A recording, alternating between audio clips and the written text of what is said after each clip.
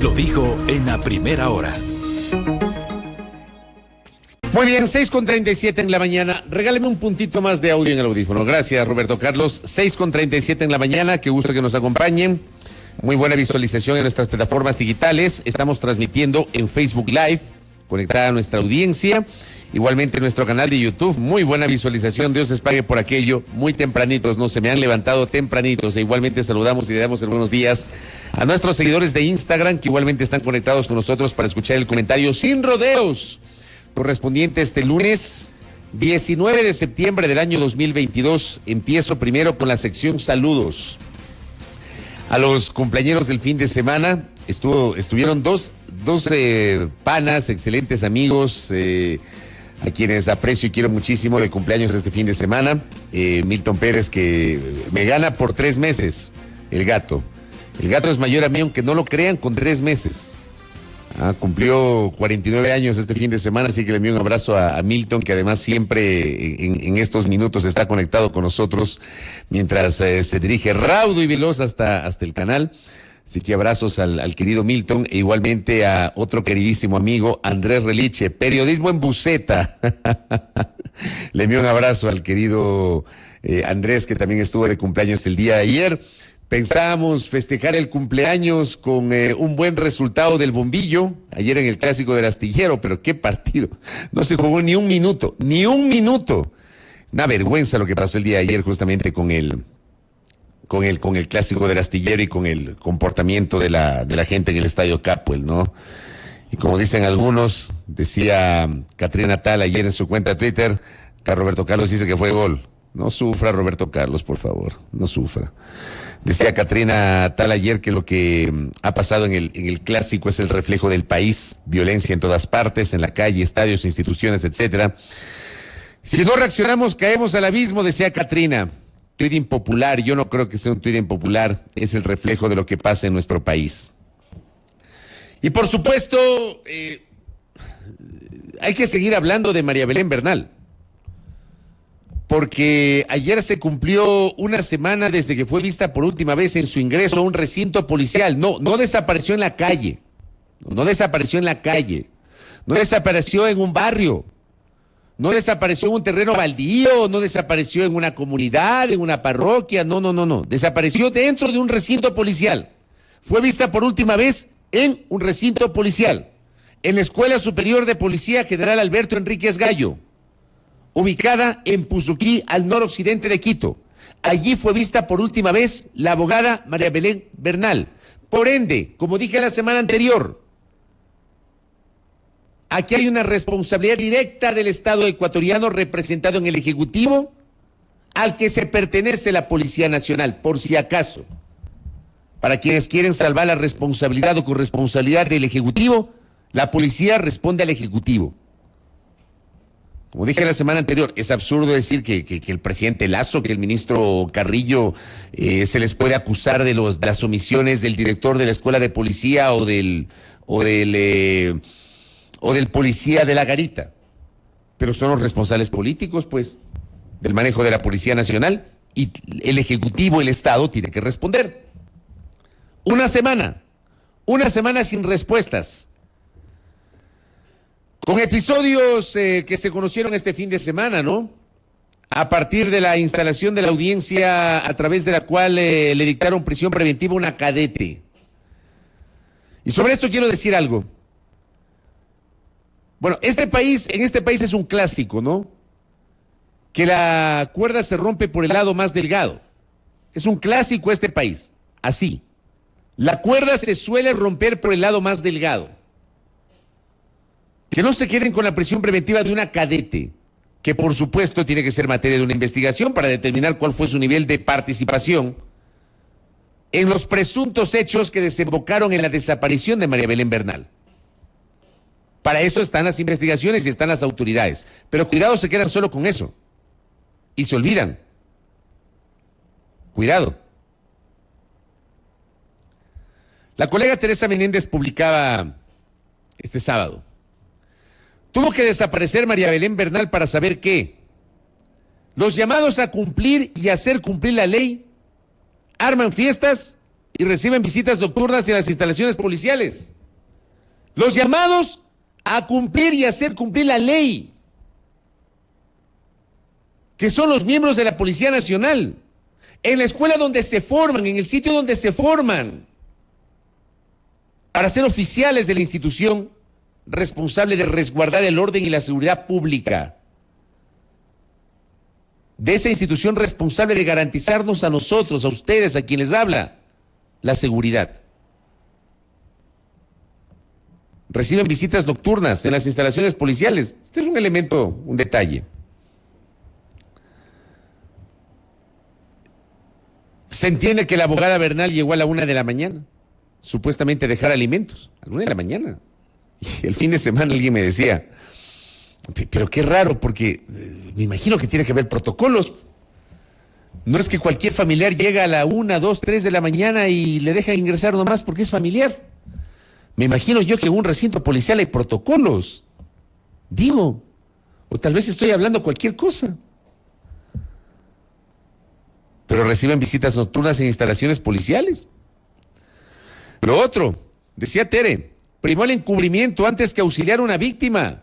Y esto creo que es lo más indignante. Por eso yo digo, la cuerda, es peligrosísimo que la cuerda se rompa por el lado más delgado. Y Tere preguntaba también cuántos casos similares habrá en la policía. La colega Araí de Diario La Hora. El policía Germán Cáceres, dice Araí, sospechoso, tuvo guardia el 11 de septiembre. Pero no la cumplió totalmente, ya que tuvo un partido de fútbol, fiesta en el departamento de un cadete, en su habitación había botellas de cerveza y de Yumir. Al mediodía desayunaba. Lindo trabajo, decía la colega. Mi colega Daniel Romero Páez, que su tuit encarna, me parece a mí, lo que muchos de nosotros pensamos. Escucharon gritos de auxilio. Escucharon gritos de auxilio. Eso está en los testimonios de lo que se ha conocido. Escucharon gritos de auxilio en un recinto policial, en un recinto en donde están quienes deben actuar frente a estas alertas. ¿Qué hicieron al escuchar los gritos de auxilios? Nada, pues. Porque era un problema familiar. Porque no hay que meterse. Entiendo que ese es el argumento, ¿no? No hay que meterse en problemas de pareja. Entiendo que eso es. Ese es el argumento, ¿no? Acá un colega de la vieja guardia me dice, en mis tiempos inclusive ingresaban trabajadoras sexuales para las despedidas de solteros en los casinos de oficiales. Me escribió un colega de la vieja guardia. Qué barbaridad. Julio Sari me dice, lo de María Belén Bernal es un horror. Este caso no puede quedar en la impunidad. Estoy totalmente de acuerdo. El sobador Andrés Gómez me dice, los llamados a cumplir el orden. Vamos. La Tami Drobo me dice, lo de María Belén nos demuestra contundentemente que ya estamos en el abismo. Ahí caímos y no hemos salido desde que las mujeres desaparecen y mueren en manos femicidas e impunes, y más aún en manos del Estado. El fin de semana, querida audiencia, se armó un operativo de búsqueda, ¿no? Póngame el tuit doble de la Fiscalía, Roberto Carlos, tenga la bondad. Operativo que no logró ningún tipo de resultado. Esto publicó la Fiscalía ayer. Sobre el caso María Belén, hace 22 horas, se reanudan las labores de búsqueda en la Escuela Superior de Policía. La Fiscalía dirigirá 9 líneas de rastreo que cubrirán desde las quebradas de la mitad del mundo hasta Calacalí. A esta jornada de búsqueda se suman integrantes de la sociedad civil, además de las brigadas de los bomberos, municipio de Quito y personal de la Policía Nacional. Gracias, Roberto. Esto pasó el fin de semana.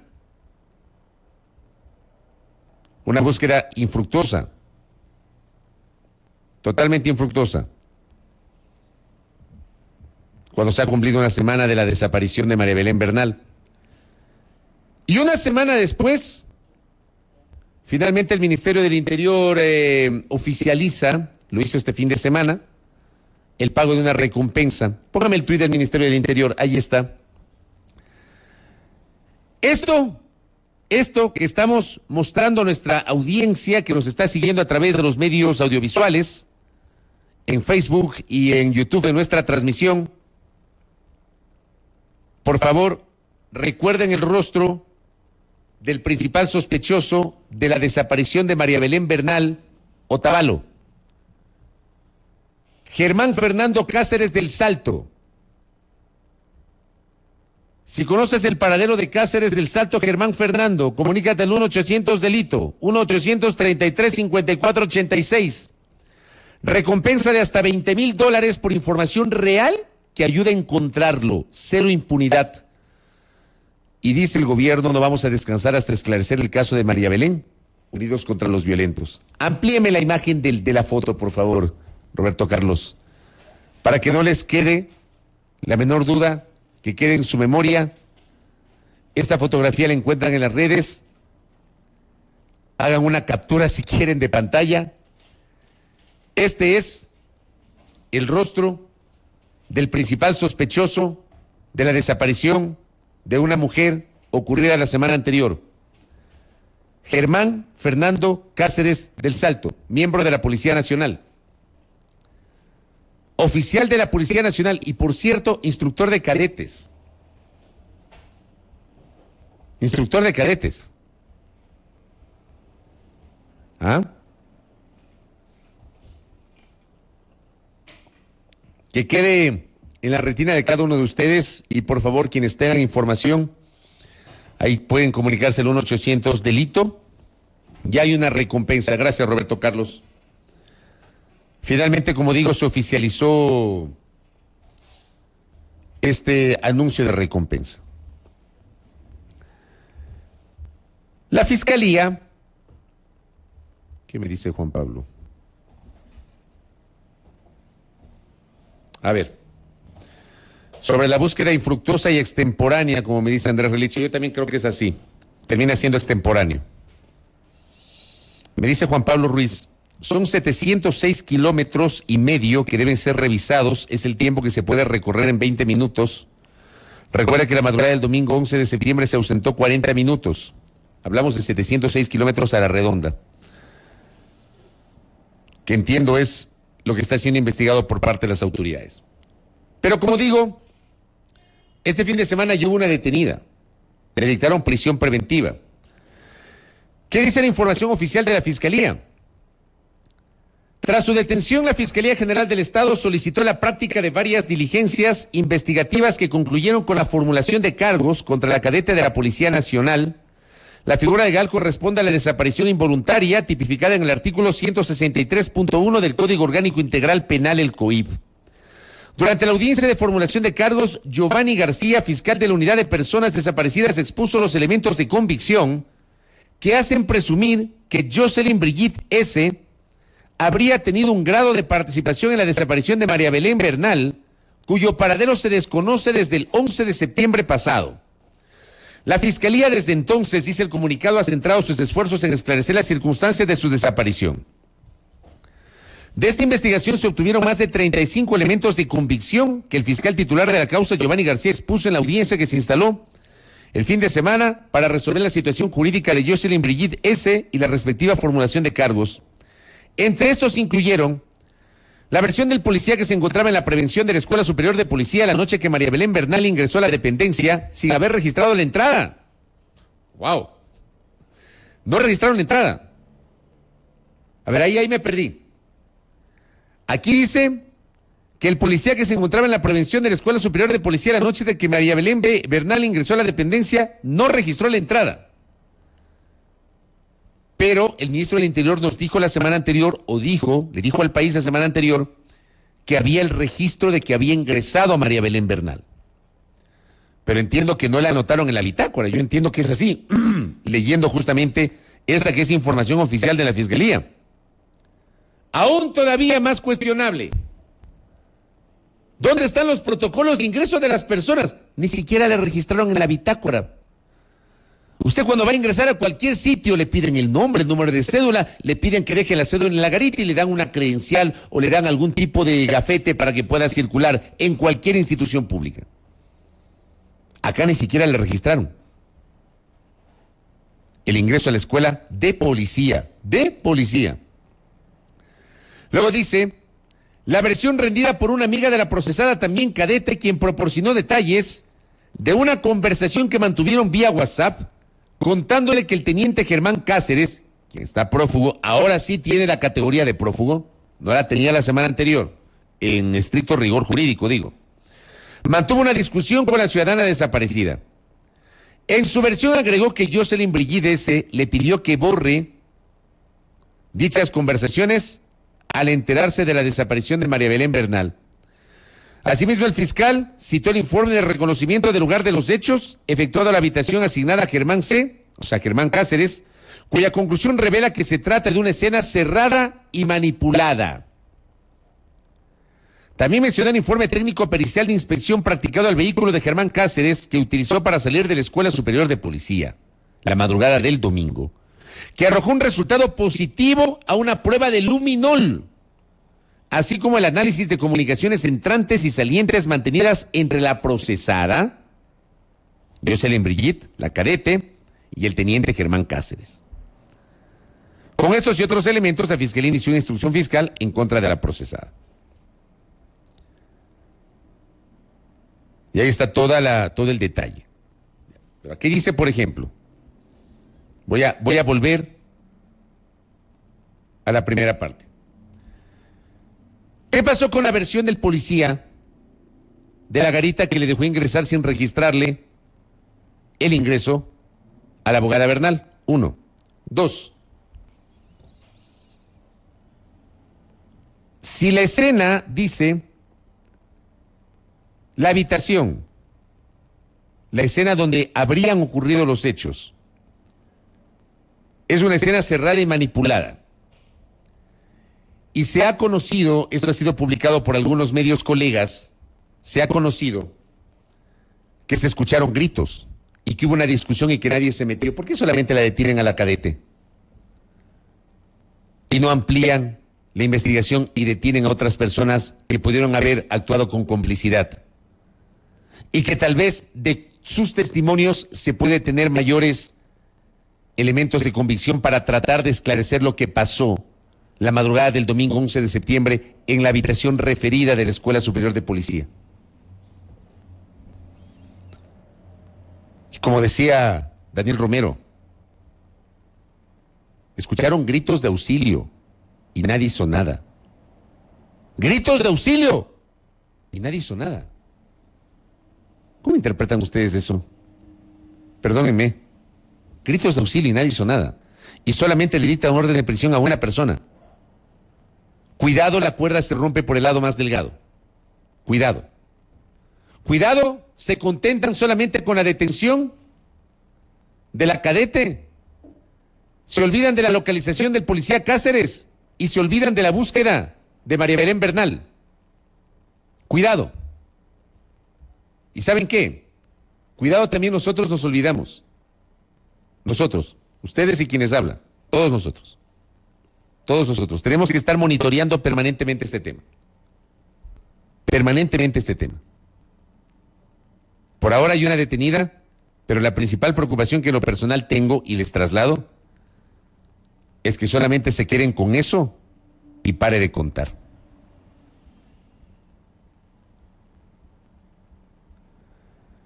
Eso en cuanto a las últimas novedades de María Belén Bernal. ¿Qué decía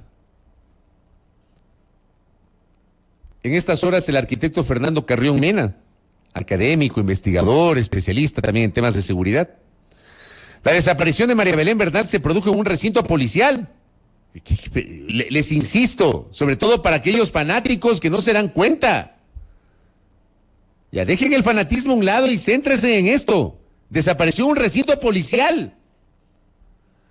Además, menciona Fernando Carrión, hubo un secuestro en la organización cerrada donde está el domicilio del presidente de la República, lo que pasó hace pocas semanas en Guayaquil. Don Nasa murió luego de ir al Ministerio de Defensa y preguntaba a Fernando Carrión, ¿qué pasa en este país? ¿Qué pasa en este país cuando, por ejemplo, se registró el La semana anterior un nuevo caso de femicidio, confirmado. Por ahora no sabemos la suerte de María Belén Bernal Otavalo. No sabemos la suerte de María Belén Bernal. Ojalá que se pueda saber la verdad, que se pueda localizar a María Belén y se logre la captura del policía Cáceres, que creo que solamente con la localización del mencionado policía se podrá saber qué mismo pasó a ciencia cierta aquella madrugada del 11 de septiembre. Pero digamos que ese caso está allí pendiente. Lo que no está pendiente es aquello que informamos junto a Belkis muy temprano el pasado viernes. La localización del cadáver de Dayana Ortega.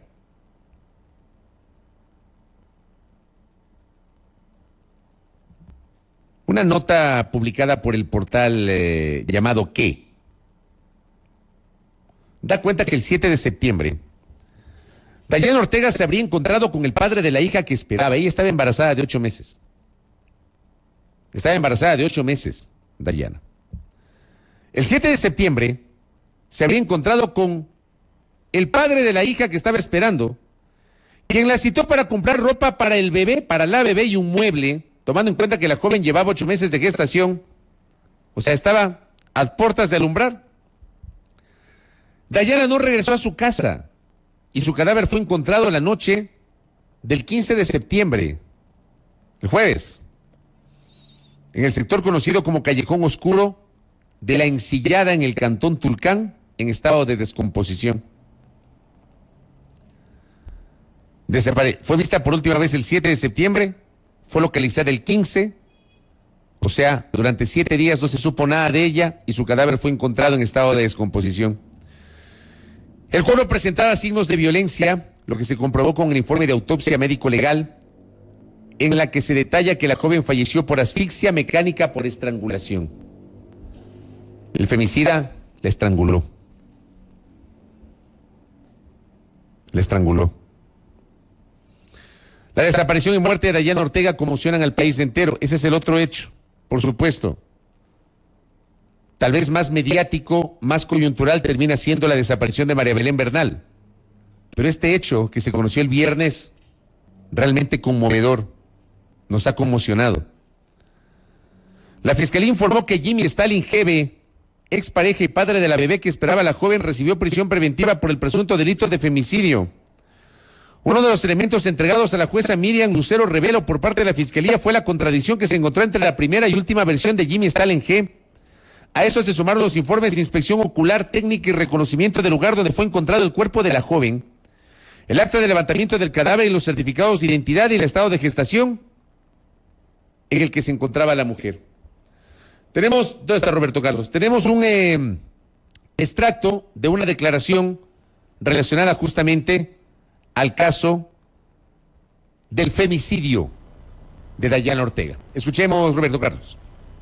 En primera instancia se recibió una llamada al ECU 911 y posterior la denuncia en la Fiscalía. Desde ese momento se activa bajo el liderazgo de la Fiscalía con las unidades investigativas de la Policía Nacional y todas sus unidades preventivas hacia encontrar a la persona que había realizado esta desaparición. En estas investigaciones nosotros procedemos a realizar cámaras, procedemos a realizar entrevistas, procedemos a realizar seguimientos y es así que damos con el paradero del presunto causante, que fuera la persona que fungía como su pareja, el señor Jimmy G, del cual la señorita había tenido un embarazo de aproximadamente 8 meses. En los cuales presuntamente el señor habría atentado contra la señorita en una estrangulación, lo cual puede indicar que en lo posterior la Fiscalía podría tipificar esta situación como un femicidio, el cual tendría una pena con agravantes de hasta 34 años. ¿Qué tal? Pero por lo menos en este caso se sabe qué fue lo que pasó, o se presume que fue lo que pasó. Fue localizado el cadáver de Dayana, terrible, y está detenido su presunto femicida. En el caso de María Belén Bernal todavía no sabemos qué pasó. Todavía no sabemos qué pasó. ¿Eso que está pasando en el Ecuador? En un país en el cual, amable audiencia, en el Ecuador, cada 28 horas una mujer es asesinada. Cada 28 horas una mujer es asesinada.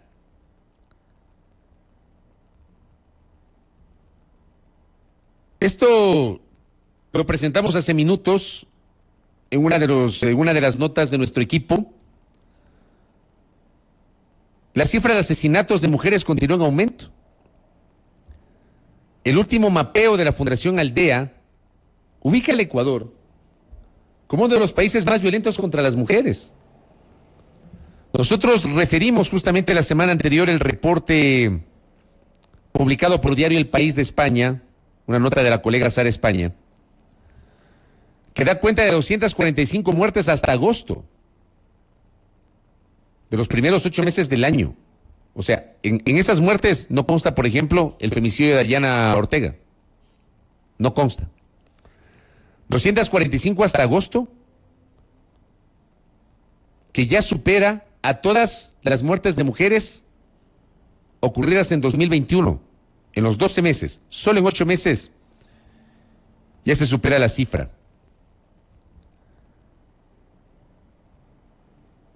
Una cifra que se sigue actualizando.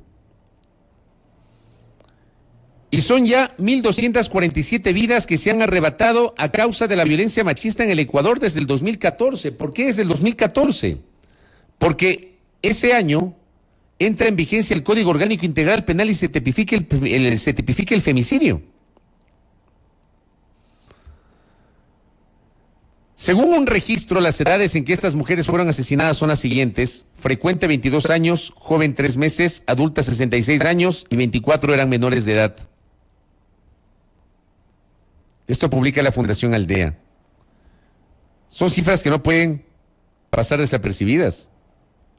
Guayas es la provincia más violenta para las mujeres, dice la nota. En lo que va del año se han registrado 70 femicidios en Guayas. Le sigue Manabí con 21 muertes violentas y luego Esmeraldas, donde han sido asesinadas 17 mujeres. Ecuador es un país violento para las mujeres. Un país violento. Y está claro que no basta con la tipificación de un delito, que sí permite una sanción. La situación de la mujer en el Ecuador está atada a la ausencia de una política pública efectiva,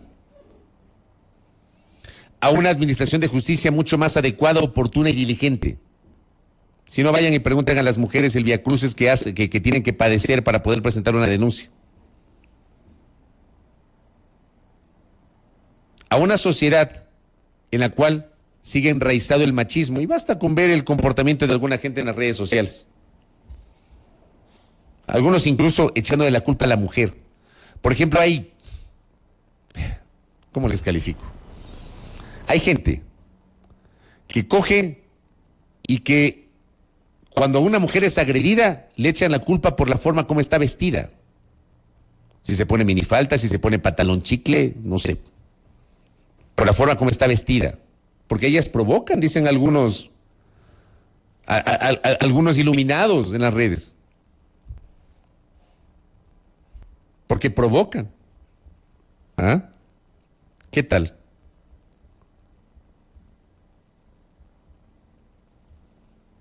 Y una cosa adicional de lo que pasó este fin de semana, para cerrar el comentario con esto, inicio esta semana. Lo que pasó en el Tambo, provincia de Cañar. Vamos rodando la imagen, Roberto Carlos, para ir relatándole a la audiencia. Ruédele. Esto seguramente habrán visto en las redes. Miren ustedes. A este agresivo, este no es un ser humano, pues. Este tipo coge, le agrede a la señora, le agrede al pequeño, a la pequeña, le jala. Miren ustedes, esto pasa en el Ecuador, a una humilde señora. Esto también fue recogido, lo recogimos en la nota que presentamos de nuestro equipo y también lo recoge el diario El Universo. Hombre agrede a su hija y pareja en vía pública en Cañar. Las autoridades actuaron en este caso. El gobernador Willow Rivera se puso las pilas inmediatamente y se empoderó de este caso. Un hombre protagonizó una agresión en contra de su hija y su pareja, que es lo que estamos viendo, que se movilizaba cargando un bebé en una vía pública del cantón El Tambo, provincia de Cañar. Pero vean ustedes, pues que yo veo esto y de verdad, no sé qué harían ustedes si son testigos de este tipo de agresiones. Esto ocurrió el jueves. Fue captado en un video, pero ve, qué horror, Dios mío. Este evento derivó en la movilización por parte de las autoridades para tomar acciones. Luego de la identificación de los involucrados, se decidió llevar a los menores a una casa de acogida hasta que los adultos estén mentalmente estables, indicó.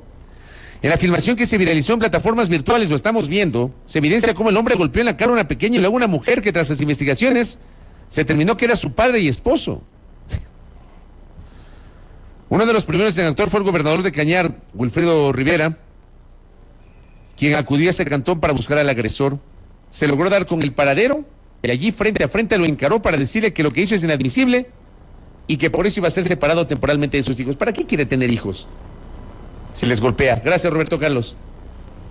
Esto viven muchas mujeres en el Ecuador y viven niños y niñas en el Ecuador. Y esto como sociedad debemos, alguna vez, pongámonos de acuerdo todos y repudiemos. Pero estos son los detalles que engloban esta situación tan compleja que estamos viviendo como sociedad. Monstruoso lo que está pasando en el Ecuador, monstruoso. Lo que pasó en la Escuela Superior de Policía, lo que pasó con Dayana Ortega, este episodio, que felizmente a esta señora no la mataron, pero ese seguramente es el perfil de los femicidas, pues. Aquellos que golpean a mansalva, en esa relación de poder, no, yo soy el hombre, yo soy el macho, y le golpeo a mi pareja, le golpeo a mis hijos. En una sociedad machista y a ratos indolente. Eso es lo que estamos enfrentando en el Ecuador. De eso vamos a seguir hablando tras la pausa. Voy a la pausa. Primera plana. Todas las noticias, todas las voces.